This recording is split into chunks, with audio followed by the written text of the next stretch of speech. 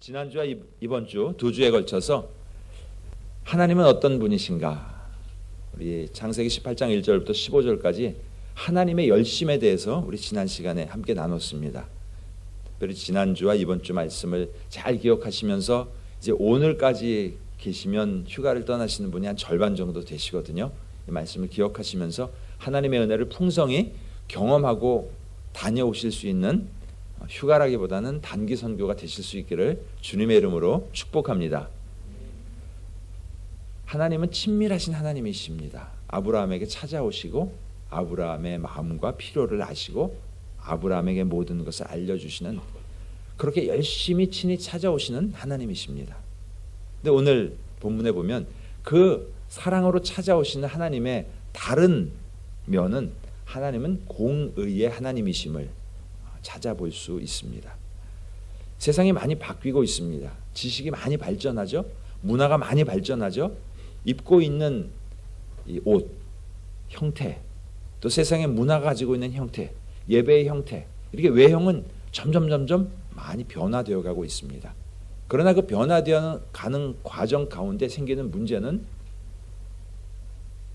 외형만 바뀌는 것이 아니라 속성까지도, 본질까지도 우리가 바꿔놓으려고 하는, 하나님이 어떤 분이신가라는 그 하나님의 속성, 하나님의 본질, 믿음의 본질마저도 내가 편한 대로, 내가 생각하는 대로, 내 만족을 위한 것으로 바꿔놓으려고 하는 그런 세상 속에서 우리가 살고 있습니다.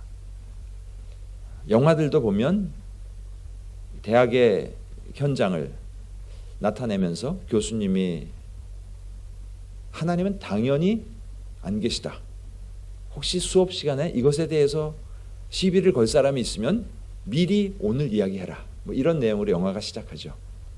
우리 젊은이들이 살고 있는 현실이 이렇습니다. 세상 속에서 하나님이 계시다라는 것을 인정하지 않고 이런 세상 속에서 우리가 살고 있습니다. 이런 세상 속에서 과연 하나님의 공의를 우리가 어떻게 발견할 수 있을까? 자신이 편한 대로, 자신의 이론대로 하나님을 새롭게 만들고 바꾸어가는, 출애굽기에 보면 32장 22절에 그들을 애굽에서 인도하여 낸 신을 만들라고 이스라엘 백성들이 아론에게 막 이야기합니다. 그래서 결국 금을 다 모아서 그렇게 만들었죠. 그리고 모세가 산에서 내려와서 봤더니, 아니 형님 도대체 이게 뭡니까? 그러니까 아론이 이제 변명을 하고 있는 내용이 32장입니다. 이 백성의 악함을 당신이 아나이다. 그들이 내게 말하기를 우리를 위하여 우리를 인도할 신을 만들라. 참 보면 한심한데요, 어떻게 보면 이 시대를 살고 있는 우리의 모습이 아닌가 생각해 봅니다. 우리의 하나님, 나를 위한 신이고 나를 편리하게 해주시는 신이고 나를 도와주시는 신이고 나를 위해서 존재하는 분인 것처럼 내가 만든 신을 섬기고 있는 그런 세상에서 우리가 살고 있지는 않은지, 나의 기도 제목을 들으셔야 하고 나의 기도 제목을 이루어 주셔야 그분이 전능하신 하나님이시고, 이루어 주시지 않으면 거부하고 하나님의 능력이 없는 분이라고 이렇게 떠나고 있는 그런 세상 속에서 우리가 살고 있습니다. 내가 만든 신, 이 팀 켈러 목사님이 쓰신 아주 유명한 책이죠. 짝퉁 신이죠. Counterfeit God. 내가 만든 신. 이 책에 보면 인간의 마음이 우상을 만드는 공장이다. 아이돌 팩토리다. 어떻게 해서든 우상을 우리는 만들어 놓으려고 합니다. 하나님보다 더 중요하게 생각하는 것 아마 없다고 그럴런지 모릅니다. 그러나 생각해 보십시오. 하나님을 이용해서 내가 얻고자 하는 그것이 있다면, 예수 이름으로 기도하면서 얻고자 하는 그것이 하나님보다 혹시 더 중요하다면 우리는 그것이 이미 내 마음속에 우상화되어 있다는 것을 여러분 인정하셔야죠. 하나님보다 더 크게 하나님이 줄 수 있는 것을 다른 데서 찾으러 가는 그런 시도, 그것이 바로 당신이 만든 신이다. 이 책은 이렇게 이야기하고 있습니다. 그 영어 표현에 보면요, an idol, 우상은 무엇이냐? Whatever you look at and say. 우리가 바라보면서 말하는 것, 우리 마음속에서 If I have that, 내가 만약 그것만 갖는다면 I will feel my life has meaning. 내가 회사에서 이 직위까지만 올라간다면 내 삶에 의미가 있을 것 같은데, 내가 이 시험만 통과된다면, 이 라이센스만 받으면 내가 뭔가 값어치 있는 인생으로 나타날 텐데, 공부를 위해서, 학위를 위해서, 무엇인가 금융권에서 한번 내 이름을 높이고 대박을 내기 위해서 하나님 좀 도와주십시오 하고 기도하지 않습니까? 만약 그런 것이 있다면 그것이 우리 마음속에 이미 우상으로 자리 잡고 있다는 것. 참 무서운 이야기죠. I will know I have value. I feel significant and secure. 그것이 없으면 불안해요. 그것만 있으면 안전할 것 같은데, 그렇다면 이미 하나님 대신에 다른 것을 통하여 나의 secure, 나의 significance, 나의 value, 그것을 찾으려고 하는 그것이 바로 우상이다라는 거예요. 혹시 자녀들을 바라보면서 너는 이 정도 이상의 학교는 가야 되지 않겠어? 아빠는 이랬는데, 뭐 아빠도 사실 보면 벌 볼 일 없지만 자녀들을 바라보면서 스트레스 주고, 세상 속에서 어느 급 이상, 그러나 만족이라는 것이 있습니까? 그것을 잃으면 그 다음 단계로 무엇인가 내가 만들어 놓은 그 우상을 계속해서 섬기면서 그 우상을 통해서 내 만족과 내 가치를 세워나가려고 하는 그런 세상 속에서 우리는 살고 있습니다. 그러다 보니까 하나님은 어떤 분이신가? 성경에서 분명히 말씀하고 계신데요. 그 하나님, 성경에서 말씀하신 하나님 말고 내가 생각하는 하나님, 이게 대문자 God가 아니라 이제는 소문자 God를 섬기면서 마치 나는 믿음이 좋은 사람인 것처럼, 내가 하나님께 기도했더니 하나님께서 이런 걸 내게 이루어 주셨다고, 나는 이렇게 하나님께 사랑받는 자녀라고, 혹시 착각 속에 내가 살고 있는지도 모릅니다. 올해 좀 설교 제목들이 많이 힘드셨죠? 계속 죄 이야기만 하고 심판 이야기만 하고, 한국에 교회 가서 봤더니 별로 그런 설교 하시는 교회가 없더라고요. 뭐 복 받는다, 뭐 잘 된다, 이런 설교를 주로 많이 하시는데, 그런데 성경은 이야기하고 있습니다. 심판에 대하여, 죄에 대하여, 천국과 지옥에 대하여 분명하게 말씀하고 계시고, 그 앞에 내가 나를 비춰봤을 때 나는 죽을 수밖에 없는 죄인이고 심판받을 수밖에 없는 자임을, 그러한 하나님의 공의가 분명하게 드러나고 분명하게 선포되지 않으면 은근히 기독교라는 명함으로 나를 포장하고 내가 멋진 그리스도인인 것처럼, 나는 세상 속에서도 잘 나가고 교회에서도 인정받는 그리스도인인 것처럼 우리 그렇게 살 수 있습니다. 참 크리스찬이 아니라 내가 만든 왕국에, 나를 위한 왕국에 살고 있는 한 종교인으로 우리가 살 수 있습니다. 성경 우리에게 경고합니다. 악인은 정의를 깨닫지 못하나. 사람들은 하나님이 계신지 안 계신지, 하나님이 그런 하실 수 있는지 없는지에 대하여 바깥에 있는 사람들은 믿지 않습니다. 그렇죠. 악인은 정의를 깨닫지 못하나. 그들이 깨달으면, 정의를 깨달았다면 하나님 앞에 나오겠죠. 여호와를 찾는 자는 모든 것을 깨닫느니라. 그럼 어떻게 해야 됩니까? 정의를 깨닫는 사람이 있고요, 정의를 깨닫지 못하는 사람이 있어요. 그럼 상식적으로 어떻게 해야죠? 너무 어려운 질문을 드렸나요? 깨달은 사람이 깨닫지 못하는 사람에게 알려줘야 되잖아요. 예수를 모르는 사람에게, 그들은 깨달을 수 없기 때문에 예수를 아는 우리가 그들에게 알려줘야 될 의무가 있잖아요. 옆에 계신 분한테 한번 물어보시죠. 깨달으셨나요? 한번 물어보시죠. 깨달으셨나요? 예, 깨달으셨다면 깨닫지 못한 사람에게 알려줘야 될 의무가 우리에게 있다는 것을 여러분 기억하시고 휴가를 떠나시기를 주님의 이름으로 축복합니다. 세상 속에서 만나는 많은 사람들, 홍콩의 가게 같은 데 가면요, 교회가 뭔지도 모르는 사람들이 있습니다. 제가 교회 아마 패스토를 그랬더니 굉장히 머리를 극적극적하면서, 패스토는 결혼은 하냐고, 뭐 네, 그런 분도 있습니다. 세상은 알지 못합니다.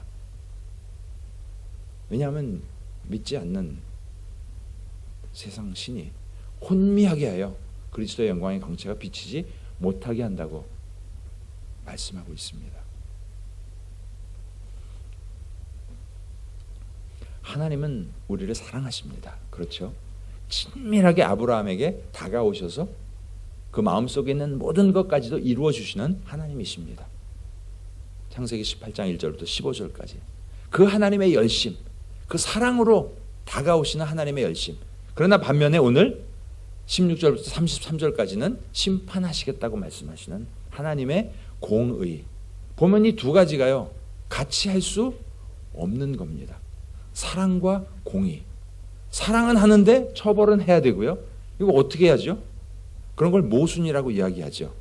예, 이 모순이라는 것은 사실은 중국의 고사 이야기에서 나온 단어입니다. 이 초나라 때 이야기인데요. 어느 장사가 두 가지를 들고 다니면서 팝니다. 이 창으로 말씀드릴 것 같으면 세상의 모든 것을 다 뚫을 수 있는 창입니다. 이것만 사시면 해결이 됩니다. 그러더니 조금 있다가 방패를 하나 들고 나서요, 이 방패로 말씀드릴 것 같으면 모든 것을 다 막을 수 있는 방패입니다. 가만히 사람들이 듣다가요, 그러면 그 창으로 그 방패를 뚫으면 어떻게 됩니까? 그래서 이 모순일의 모자가 창 모자고요, 순이 방패 순입니다. 어떻게 보면 사랑과 공의, 두 가지를 어떻게 인간적인 방법으로는 사랑하는데 어떻게 죽일 수 있냐고요. 사랑하는데 어떻게 심판할 수 있냐고요. 이 두 가지가 부딪힙니다. 그런데 하나님께서는 친히 육신을 입고 이 땅에 오셔서 그분이 예수 그리스도이시죠. 십자가에서 피 흘리시고 우리의 죄의 값을 치르심으로 그 하나님의 사랑을 드러내셨고, 우리의 죄의 값을 친히 치러주시는, 죄가 심판받아야 된다는 그 하나님의 공의를 완벽하게 이루신 것이 바로 예수 그리스도의 십자가입니다.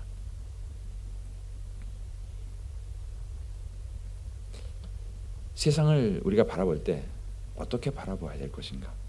세상은 자기 중심적으로 살으라고 이야기합니다. 성공하라고 이야기합니다. 내가 할 수 있다라고 이야기합니다. 그러나 성경은 거꾸로 이야기합니다. 하나님께서 완벽하게 만드신 세상, 하나님이 창조하셨는데 이것이 타락했기 때문에 스스로 회복할 수 없어서 하나님께서 친히 이 땅에 독생자를 보내주셔서 그를 통하여 회복시켜 나가시는 것, 이것이 성경적인 세계관입니다. 월드뷰라는 이야기를 하죠. 이 월드뷰가 망가지면 하나님이 우리에게 주신 말씀을 믿는 것이 아니라 내가 만든 우상을 섬기는 것일 수 있습니다. 자, 첫 번째, 하나님은 사랑이십니다. 하나님께서는 아브라함에게 찾아오셨죠. 그리고 오늘 본문에 보면 축복하십니다. 하나님은 믿음의 사람, 당신의 백성들을 이렇게 찾아오시고 놀라운 축복으로 함께해 주십니다. 도대체 아브라함이 어디가 이뻐서 샘이 날 정도로 아브라함에게 잘해주시고 찾아오시고 아브라함과 친밀하게 하나님 대화하십니다. 야고보서에 보면 아브라함은 내 벗이다 라고까지 이야기할 만큼 그렇게 아브라함을 가깝게 대하시고 그러셨습니다. 도대체 왜 그랬을까? 그 이유가 도대체 뭘까요? 아브라함이 부자여서 그랬을까요? 아브라함의 외모가 뛰어나서 그랬을까요? 아브라함이 힘이 세서 그랬을까요? 성경은 그게 아니고 아브라함의 믿음 때문이라고 말씀하고 있습니다. 하늘의 별을 보아라, 바다의 모래를 보아라, 내 후손 저렇게 내가 많게 할 거야 라고 이야기했을 때 15장 6절 같이 한번 읽겠습니다. 아브라함이 여호와를 믿으니 여호와께서 이를 그의 의로 여기시고 믿음을 의로 여기셨다고. 다른 어떤 조건이 아니라 오직 그 믿음 하나를 바라보시고 아브라함을 의롭다라고 이렇게 인정하셨습니다. 하나님은 어떤 분이신가? 하나님을 기쁘시게 할 수 있는 방법은 오직 믿음밖에 없다라고 성경은 분명히 말씀합니다. 믿음이 없이는 하나님을 기쁘시게 하지 못하나니. 믿음의 사람들이 쫙 기록되어 있는 성경이 있죠. 그것이 히브리서 11장에 믿음의 명예의 전당에 나와 있는 사람들을 이렇게 소개하면서요, 이렇게 이야기하죠. 이 S 권사님은 믿음으로, P 권사님은 믿음으로, H 권사님은 믿음으로. 성경 그렇게 이야기하고 있습니다. 한 사람 한 사람을 바라보면서 하나님이 보시는 기준은 무엇인가? 얼마나 많은 일을 했는가? 그것보다요, 믿음으로 했는가? 믿음 없이 한 것은 기록되어 있지도 않습니다. 하나님이 우리를 바라보시고 평가하시는 기준은 우리의 믿음이라는 것. 여러분, 나에게는 분명한 믿음이 있습니까? 분명한 믿음이 없으면요, 어떤 때는 하나님이 사랑하시는 것 같고요, 어떤 때는 내 기도 듣지도 않으시는 것 같고요, 굉장히 헷갈리고 힘들 때가 많이 있습니다. 특별히 어려움을 겪고 있는 이 캄캄한 터널을 지나고 있을 그때는요, 하나님 나 관심 없으신가 봐. 내가 전에 그렇게 뜨거웠는데 아마 내 혼자 착각이었나 봐. 이렇게 생각할 수도 있습니다. 믿음은 과연 무엇인가? 우리는 이 믿음이란 무엇인가? 이것에 대한 분명한 정의. 나는 도대체 무엇을 믿는가? 그냥 믿습니다 하고 믿는 게 아니잖아요. 내가 믿는 믿음의 대상은 과연 누구인가? 막연히 하나님이라고 이야기하면 그 하나님이 어떤 하나님인가? 내가 만든 우상일 수도 있습니다. 세상 신일 수도 있습니다. 믿음의 대상이 도대체 누구인가? 육신을 입고 이 땅에 오신 예수 그리스도를 우리는 믿는 것입니다. 막연히 하나님을 믿는다라고 이야기하지 마시고요. 우리의 믿음의 대상은 예수 그리스도이십니다.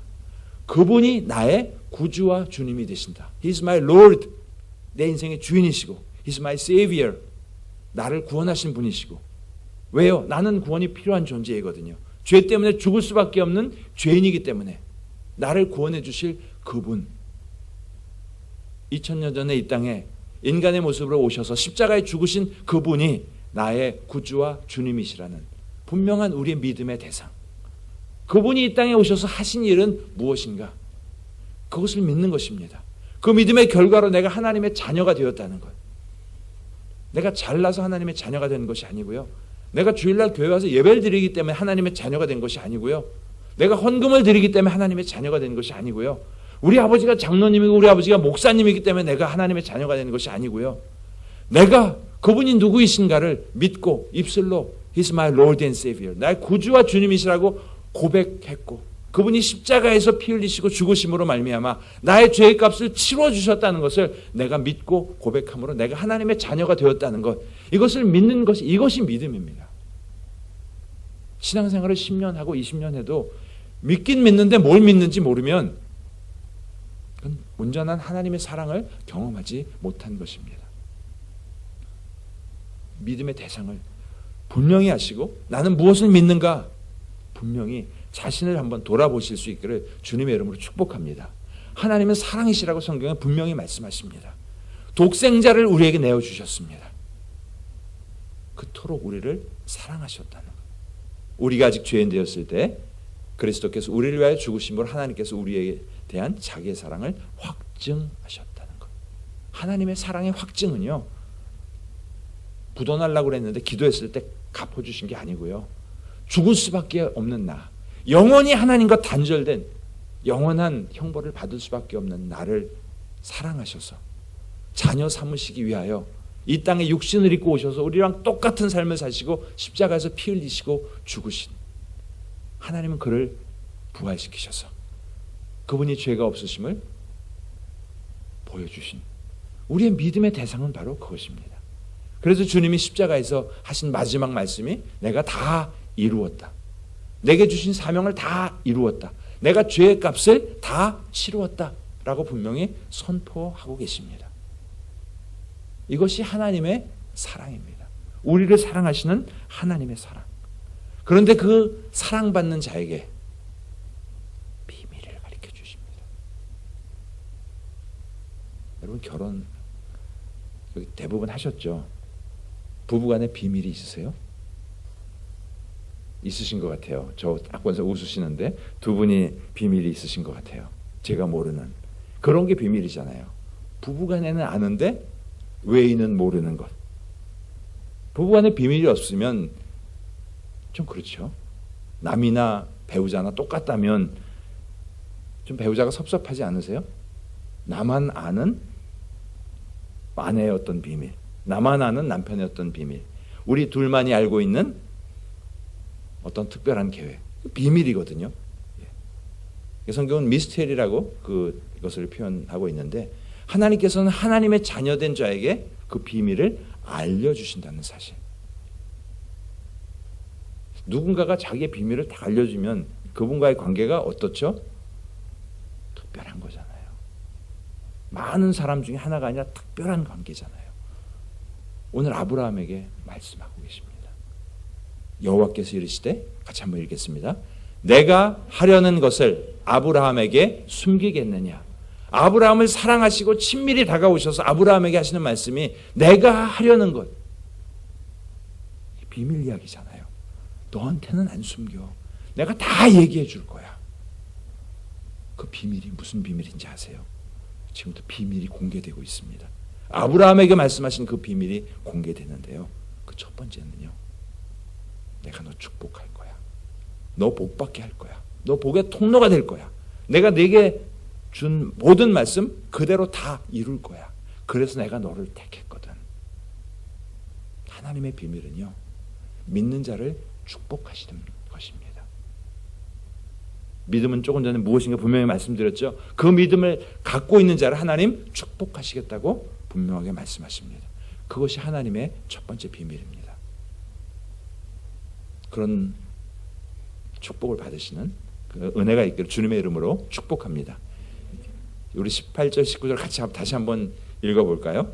나에게 주시는 축복이라고 생각하고, 아브라함은 강대한 나라가 되고 천하 만민은 그로 말미암아 복을 받게 될 것이 아니냐. 내가 그로 그 자식과 권속에게 명하여 여호와의 도를 지켜 의와 공도를 행하게 하려고 그를 택하였나니, 이는 나 여호와가 아브라함에게 대하여 말한 일을 이루려 함이니라. 아멘. 이런 놀라운 역사가 이곳에 계신 한 분 한 분의 삶 가운데 있기를 주님의 이름으로 축복합니다. 하나님의 비밀 첫 번째, 믿는 자를 축복하십니다. 하나님의 비밀 두 번째, 죄악을 심판하십니다. 20절 21절에 말씀합니다. 소돔과 고모라에 대한 부르짖음이 크고 그 죄악이 심히 무거운데 내가 가서 좀 봐야 되겠다. 그리고 심판하시겠다고 말씀하십니다. 에이, 그게 뭐 비밀이에요. 혹시 그렇게 생각하세요? 믿는 자를 축복하시고 믿지 않는 자를 심판하시겠다고 말씀하시는데 그 비밀입니다. 왜 비밀이냐고요? 믿지 않는 사람한테 가서 얘기해 보세요. 안 믿으면 심판받아 지옥 가. 에이, 안 믿잖아요. 비밀을 모르기 때문에. 그럼 어떻게 해야 돼요? 비밀을 아는 우리가 비밀을 모르는 그들에게 알려줘야죠. 여러분 휴가 가셔서 많은 분들 만나시잖아요. 그 비밀을 세상은 모릅니다. 내가 믿지 않기 때문에 영원한 저주를 받아서 지옥에 간다? 형벌 받는다? 하나님과의 관계가 단절되어 있다? 하나님께 기쁨을 드릴 수 없다? 모릅니다. 세상 사람들은요. 왜 몰라요? 아까 말씀드렸잖아요. 그 잠언서에서 악인은 정의를 깨닫지 못한다고.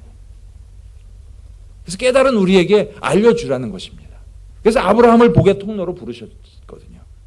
우리를 축복의 유통자로 부르셨거든요.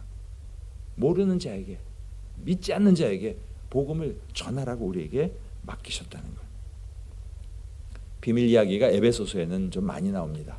그 뜻의 비밀을 우리에게 알려주셨습니다.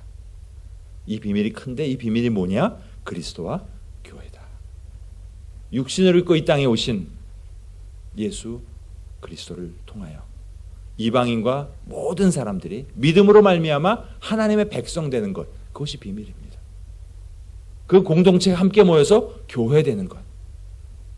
베드로에게 말씀하셨잖아요. 내가 이 반석 위에, 이 믿음의 고백 위에 내 교회를 I will build my church.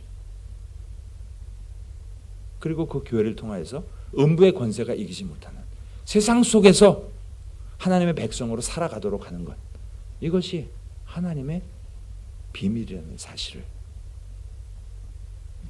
친밀한 아브라함에게 찾아가셔서 말씀하셨고, 또 친밀한 우리에게 오늘 이 말씀을 통하여 다시 한번 말씀해 주십니다. 하나님의 친밀한 음성을 날마다 말씀을 통하여 경험하시는 그런 은혜가 있기를 주님의 이름으로 축복합니다. 부부래도요, 친밀하지 않을 수 있어요. 그렇죠. 근데 친밀하다는 것은 자주 이야기하고 자주 만나고 자주 밥 같이 먹고 살이 이렇게 닿고 같이 느끼고, 그것이 친밀한 거거든요. 그 친밀함, 우리 하나님과 그렇게 친밀하신 한 분 한 분 되시기를 주님의 이름으로 축복합니다. 첫 번째, 하나님의 사랑에 대해서. 근데 그 사랑의 하나님이 동시에 공의의 하나님이십니다. 공의의 하나님은 죄악을 심판하실 수밖에 없습니다. 본인이 죄가 없으신 분이기 때문에 죄악이 있는 곳에 함께 하실 수 없고, 죄를 그대로 내버려 두실 수 없는, 죄를 그대로 내버려 두신다면 하나님은 공의로운 하나님이 아니시죠. 죄를 보시면 반드시 벌하셔야 되고 반드시 심판하셔야 되는 하나님이십니다. 아담과 하와를 만들어 놓으시고 하나님이 어떠셨어요? 창세기 1장에 보면 첫째 날 둘째 날 쭉 만드시면서 굿 하시다가 사람을 만드시고는 so good, 참 좋았더라라고 말씀하시거든요. 그렇게 이뻐하셨거든요. 그런데 그들이 하나님의 말씀을 버렸습니다. 먹지 말라고 하는 선악과를 먹음으로 말미암아 하나님의 말씀 앞에 불순종했을 때 어떤 일이 생기죠? 그렇게 이뻐하시던 아담과 하와인데 뻥 걷어차시면서 에덴에서 나가, 그를 내보내요 쫓아내셨습니다. 거기서 끝난 것이 아니라 혹시 밤에 몰래 다시 돌아올까 봐 guard the way, 못 들어오게까지 하시는 하나님, 공의로우신 하나님이시기 때문에 죄와 함께 하실 수 없는 그 하나님의 속성. 세월이 더 흘러가서 세상 속에 죄가 관영해졌습니다. 세상에 사람의 죄악이 가득하고 그 마음에 생각하는 모든 계획이 악해서 결국 노아 때에 하나님 세상을 심판하시죠. 어떻게 심판하셨습니까? 땅 위에 사람 지으셨음을 한탄하시고 내가 지면에서 사람들을 다 쓸어버리는데 가축과 기는 것과 공중의 새까지 그리하리라. 그렇게 하셨나요? 예. 어느 학자들은 계산을 해봤더니 이때 인구가 수억은 좋게 넘었을 것이다라고 이야기하는데, 그 많은 인류를 다 죽이시고 노아의 가족 8명만 살리신 하나님, 무서운 하나님이십니다. 사랑의 하나님이세요, 믿는 자에게는. 그러나 믿지 않는 자, 하나님의 말씀에 순종하지 않는 자들에 대해서 이렇게 무서운, 두려운 하나님이십니다. 근데 목사님, 이거는 노아 때고요. 지금 아브라함 때잖아요. 노아가 아담서부터 10대거든요. 아담부터요. 그리고 아브라함은 노아부터 또 10대입니다. 그러면 10대면 세상이 많이 흘러갔죠. 예. 그러면 뭐 그렇게 심판에 대한 이야기가 심각하게 들릴까 혹시 생각하실까봐 또 제 방법으로 정리를 했습니다. 예. 노아가 태어났던 때부터 시작해갖고 몇 살에 이 점점으로 되어 있는 뒷부분 몇 살에 아들을 낳았답니다. 쭉 계산을 해봤더니 노아가 살아있을 당시에 아브라함이 살아있었다는 사실, 동시대에 살아있었다는 사실, 아브라함의 100세 됐을 때, 이삭을 낳았을 때 노아가 살아있었다는 사실. 그러면 노아가 시퍼렇게 살아있었다면 하나님은 심판하신다. 홍수 심판에 대한 이야기가 전설이 아니라 신화가 아니라 사실적인 이야기로 들릴 때, 저는 6.25 이후에 태어났는데요. 저희 부모님은 6.25 세대시거든요. 그럼 전쟁 이야기 뭐 이런 이야기를 계속 듣습니다. 제가 저희 부모님에게 듣고 알고 본 거와 6.25를 겪지 않은 제가 우리 아들에게 6.25에 대한 이야기를 한 것과, 아마 이게 손자 때쯤 가면 이게 아마 뭐 신화나 전설처럼 얘기가 바뀔런지도 모르죠. 그러나 동시대에 경험한 사람이 있는 그 상태에서 하나님께서 소돔과 고모라를 심판할 거야 라는 그 심판이라는 그 단어를 아브라함은 어떤 정도로 체감했었을까? 에이, 뭐 심판하실까? 아니죠.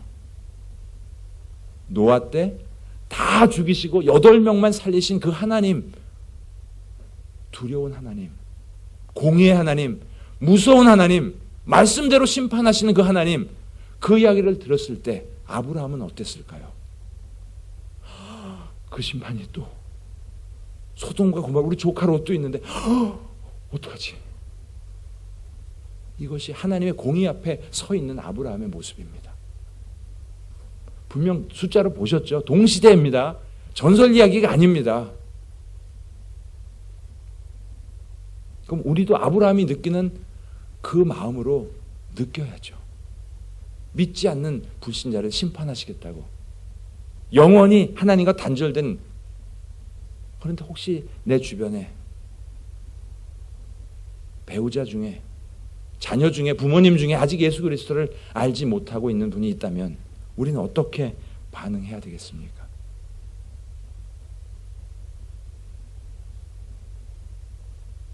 그 어느 목사님이 예화를 이런 말씀을 하시더라고요. 돈이 화장실에 빠졌을 때 사람들은 어떻게 반응하는가? 보니까 뭐 100원짜리가 빠지면 수수방관, 뭐 1000원짜리가 빠지면 우왕좌왕, 뭐 10,000원짜리가 빠지면 또 뭐 50,000원짜리가 빠지면 뭐 입수 준비, 뭐 이렇게 반응을 하시더라고요. 근데 요즘 보면 이 10원짜리나 100원짜리가 빠지면 그냥 수수방관 하잖아요. 한 영혼은 얼마짜리일까요? 50,000원짜리일까요? 100,000원짜리일까요? 1,000,000원짜리일까요? 주님은 한 영혼이 천하보다 귀하다고 하셨는데 우리는 그 한 영혼을 바라보면서 그냥 100원짜리, 10원짜리 생각하는 것처럼 수수방관하면서 하나님의 공의 앞에 우리는 어떻게 서가고 있는지. 아브라함이 소돔과 고모라를 심판하겠다는 이야기를 들었을 때 그는 전율하면서 노아 때의 심판을, 다 죽는 그 심판을 기억하면서, 그래서 지금 50명부터 45명, 40명, 30명 나가고 있는 것입니다. 한 영혼을 바라보는 우리의 마음은 어떠해야 되는지 다시 한번 우리를 돌아보시며 나가시기를 주님의 이름으로 축복합니다. 하나님 심판하신다고 말씀하셨는데요. 이 소돔과 고모라의 현실을 좀 한번 보시죠. 롯을 부르고 그에게 이르되 오늘 밤 내게 온 사람들이 어디 있느냐 이끌어내라. 19장에 보면요, 우리가 그들을 상관하리라. 지금 한국말로는 뭐 그냥 뭐 만나는 모양이다 싶은데 영어 표현은 참 이 강단에서 이야기하기가 민망한 그런 단어로 동성애가 완전히 퍼져 있는 그런 모습, 하나님이 심판하실 수밖에 없는 그런 모습. 또 14장에 여호와께서 이 성을 멸하실 거야 했을 때 사람들의 반응이 어땠습니까? 농담으로 여겼더라. 지금 이 시대가 그렇지 않습니까? 안 믿으면 야야야 지금이야, 지금 어느 시대인데 너 또 교회 얘기하는 거야? 와, 너 골동품이구나. 피웃고 마는 그런 세상, 농담으로 여기는 그런 모습. 하나님 어떻게 하시겠다고 말씀하세요? 사람이 무슨 무익한 말을 하든 심판날에 이에 대하여 신문하시겠다고 주님 말씀하십니다. 노아 때 심판하신 그 심판, 소돔과 고모라를 심판하신 그 심판, 왜 그 심판을 여기다 기록하셨나? 그 심판으로 믿음 없는 사람들을, 믿음 없는 세상을, 믿음 없는 도시를 심판하시겠다고 말씀하고 계십니다. 오늘 본문에 말씀하시잖아요. 그 죄악이 심히 무거우니 공의의 하나님, 심판하실 수밖에 없는 하나님 심판하시겠다고 말씀합니다. 그런데 신약에 보면 요즘 세상 사람들과 비슷하죠. 강림하신다고 그랬는데 뭐 다시 오신다고 그랬는데 지금 2000년이 지났는데 아직도 안 오셨는데, 야 뭐 창조 때부터 그냥 그대로 있다, 야야. 야 뭐 무슨 믿음을, 그런 믿음을 갖냐 하면서 비아냥거리는 그런 모습. 성경에 다 기록되어 있습니다. 왜 그럴까? 모르기 때문에. 악인은 하나님의 정의를, 하나님의 공의를 모르기 때문에. 그리고 일부러 안 믿으려고 잊으려 하기 때문에, 일부러 거부하기 때문에 그들의 삶의 모습이 그렇습니다. 시대가 흘러가면서 또 때로는 지역에 따라서, 때로는 상황에 따라서 하나님의 이 기준, 하나님의 진리가 마구잡이로 바뀌고 있습니다. 희석시키고 있습니다. 어린아이들을 하나님이 사랑하시기 때문에 아이들은 무조건 죽으면 다 천국 갑니다. 복음을 한 번도 듣지 못한 사람이 지옥에 간다면 그것은 하나님의 사랑이 아니죠. 그런 사람들을 위해서 하나님은 특별한 은혜를 베푸십니다. 뭐 이상한, 어디 성경에 한마디도 써있지 않는 그런 이야기를 통해서 그래서 사람들의 마음을 빼앗아가는 그런 이상한 이야기들, 우리가 어떻게 분별할 수 있습니까? 어떻게 이렇게 혼탁한 세상에서 바른 믿음을 가지며 살 수 있습니까? 성경은 말씀합니다. 하나님의 말씀과 기도로 우리가 거룩해진다고. 거룩이라는 것은 하나님이 원하시는 것입니다. 하나님의 뜻은 이것이니 너희의 거룩함이라. 우리가 거룩하기를 원하시는데 그 방법은 하나님의 말씀과 기도 이외에는 방법이 없다라고 말씀합니다. 세상은 아무리 바뀌어도 하나님의 속성은, 하나님의 말씀은 변하지 않는다고 분명히 말씀하고 계십니다. 참 하나님의 이 사랑과 하나님의 공의, 심판하셔야 되는, 어떻게 보면 하나님의 이 딜레마 가운데 지금 아브라함이 서 있습니다. 심판하신다는데, 노아 할아버지 때 그때 그 무서운 심판, 그 이야기를 들으면서 아브라함은 하나님 앞에 나갑니다. 어떻게 보면 굉장히 건방져 보이죠. 아니, 감히 하나님 앞에. 근데 자세히 읽어보면요, 굉장히 겸손하게 아주 엎드리는 모습으로 나가는 것을 볼 수 있습니다. 용서해 주셔야죠, 하나님.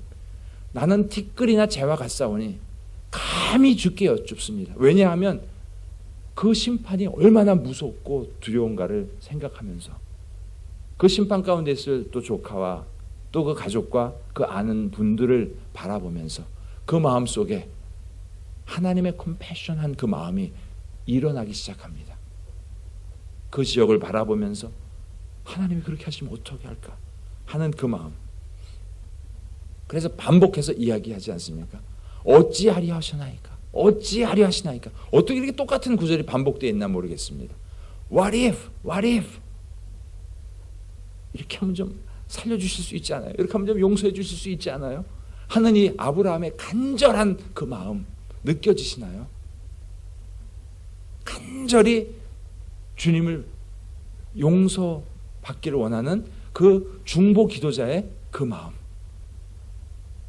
심판하셔야 되는 그 하나님, 심판받아 마땅한 그 사람 사이에 서서 어떻게 하면 이 심판을 받지 않도록 할 수 있을까 하는 이 아브라함의 그 마음. 왜냐하면 그 마음이 바로 하나님 아버지의 마음입니다. 주님의 마음입니다. 그것이요. 주님의 마음은 사실 본심이 어떠세요? 예레미야가 3장 33절에요. 인생으로 고생하게 하시며 근심하게 하심이 본심이 아니십니다. 재미로 사람들 다 죽이고 멸망시키는 것이 하나님의 본심이 아니시거든요. 디모데전서 2장 4절에도 모든 사람의 구원을 받으며 진리를 아는 데 이르기를 원하시는 것이 하나님의 원하심입니다. 그렇다면 그 진리를 알지 못하는 그 사람들 앞에 서서 그 진리를 누군가가 선포해 주기를 원하시는 하나님의 마음, 누군가가 그들을 바라보며 중보자가 세워지기를 바라보시는 그 하나님의 마음, 바로 창세기의 아브라함은 우리의 중보자 되신 예수 그리스도를 예표하고 있습니다. 로마서 5장 12절 아담 한 사람으로 말미암아 세상에 죄가 오고 사망이 들어왔습니다. 모든 사람이 죽게 되었습니다. 그런데 하나님은 그 중보자를 찾으십니다. 죄로 인하여 하나님의 공의가 선포되는 나로 하여금 멸하지 못하게 할 그 한 사람, 그 한 사람을 찾다가 찾지 못해서 아브라함이 10명을 찾다가 10명을 찾지 못해서 결국 그 성이 심판받은 것처럼, 그래서 이 땅에 예수 그리스도를 보내주셨습니다. 한 의로운 행위, 이 땅에 오셔서 완전한 삶을 사시고 십자가에서 피 흘리시며 죄의 값을 치러주신 한 사람의 순종하심으로 많은 사람이 의인이 되게 하신 바로 우리 주 예수 그리스도, 그분만이 하나님 앞에 유일한 중보자가 되십니다. 우리와 하나님 사이에, 그리고 우리가 복음을 전해야 되는 그 사람, 하나님의 심판을 받을 수밖에 없는 그 사람의 유일한 중보자가 되시는 예수 그리스도를 우리가 전함으로 말미암아 우리가 축복의 유통자가 되는 것입니다. 우리는 사실 누구를 위하여 피 흘릴 자격도 우리는 없죠. 중보자가 될 수 없습니다. 우리는 단지 중보 기도, 그 사이에 서서 복음을 전해주고 하나님의 말씀이 그 안에 들어갈 수 있도록 그를 위하여 그 사이에서 기도하는 역할이 바로 우리의 역할입니다. 이제 휴가 떠날 준비가 되셨죠? 단기 선교라고 생각하시고 만나는 분들에게 내가 만난 예수 그리스도, 소망의 이유를 묻는 자에게 대답할 것을 항상 준비하라고 말씀하셨습니다. 내가 만난 예수 그리스도, 내가 경험한 하나님의 사랑 나누시고 기쁨 가운데 승리로 돌아오실 수 있는 그런 은혜가 있기를 주님의 이름으로 축복합니다.